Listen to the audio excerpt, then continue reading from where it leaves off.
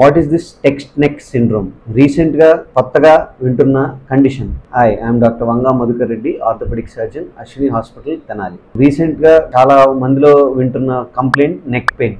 Age చిన్న పిల్లల నుంచి పెద్దవాళ్ళ వరకు అందరిలోనూ రెగ్యులర్గా వింటున్న కంప్లైంట్ ఈ నెక్ పెయిన్.